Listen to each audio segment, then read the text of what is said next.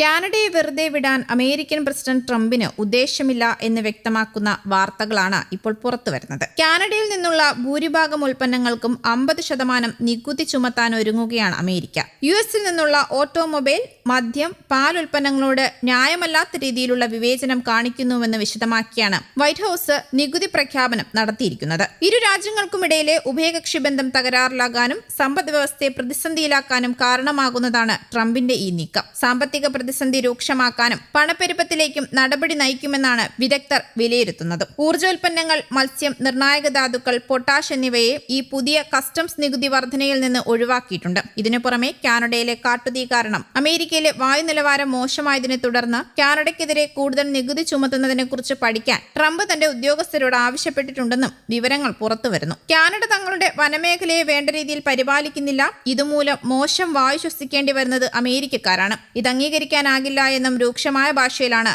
Truth സോഷ്യലിലെ കുറിപ്പിൽ Trump വിശദമാക്കിയത്. കാനഡയുടെ പ്രധാനമന്ത്രി മാക്കാണിക്കൊപ്പം ലോകകപ്പ് ഫുട്ബോൾ മത്സരത്തിന്റെ ഫൈനൽ മത്സരം നിരീക്ഷിച്ചതിന് പിന്നാലെയാണ് ഈ തീരുമാനവും എത്തുന്നത്. ഇരു രാജ്യങ്ങളും തമ്മിലുള്ള വ്യാപാര യുദ്ധം കൂടുതൽ സങ്കീർണമാകുന്നതിന്റെ സൂചനകളാണ് ഈ പുതിയ പ്രഖ്യാപനം നൽകുന്നത്. അതേസമയം നടപടിക്കെതിരെ ശക്തമായ പ്രതികരണവുമായി കാനഡ പ്രധാനമന്ത്രി മാർക്ക് രംഗത്തെത്തി. രാജ്യത്തെ ജനങ്ങളെയും വ്യവസായങ്ങളെയും സംരക്ഷിക്കുന്നതിനുള്ള എല്ലാ പിന്തുണയും തുടരുമെന്ന് അദ്ദേഹം വ്യക്തമാക്കി. കാനഡ, അമേരിക്ക, മെക്സിക്കോ എന്നീ രാജ്യങ്ങൾ തമ്മിലുള്ള സ്വതന്ത്ര വ്യാപാര കരാറായ കുസ്മയുടെ നേരിട്ടുള്ള ലംഘനമാണ് അമേരിക്കയുടെ നടപടിയെന്ന് എക്സിലൂടെ പുറത്തുവിട്ട പ്രസ്താവനയിൽ മാക്കാണി ആരോപിച്ചു. അമേരിക്കയുടെ ഭാഗത്തു നിന്നും ഏകപക്ഷീയമായി ഉണ്ടാകുന്ന വ്യാപാര നടപടികളുടെ പരമ്പരകളിലെ ഏറ്റവും പുതിയ സംഭവമാണിതെന്നും അദ്ദേഹം കുറ്റപ്പെടുത്തി. കനേഡിയൻ വാഹന മേഖലയ്ക്ക് മേൽ ഏർപ്പെടുത്തിയ തീരുവകളും ഇതിൽ ഉൾപ്പെടുന്നുണ്ട്. കുസ്മ കരാറിന്റെ നഗ്നമായ ലംഘനമാണിതെന്നും അദ്ദേഹം ചൂണ്ടിക്കാട്ടി. തങ്ങളുടെ അവകാശമെന്ന നിലയിൽ കാനഡ ഈ നടപടികളോട് കൃത്യമായി പ്രതികരിച്ചിട്ടുണ്ടെന്നും അദ്ദേഹം കൂട്ടിച്ചേർത്തു. കാനഡയുടെ പരമാധികാരത്തിന് നേരെയുള്ള ഇത്തരം ഭീഷണികൾക്കും നടപടികൾക്കുമെതിരെ രാജ്യത്തെ പ്രവിശ്യകളും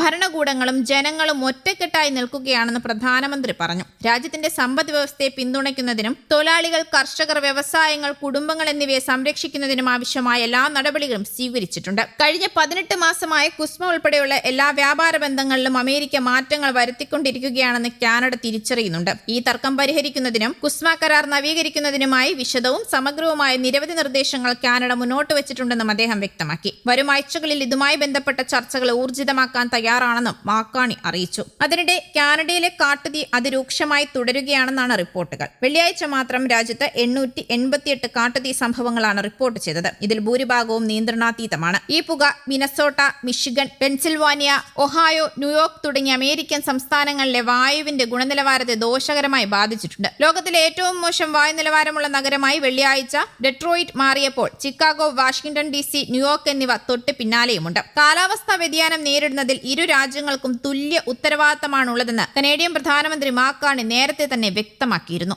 ന്യൂസ് ഡെസ്ക്, കേരള കൗമുദി.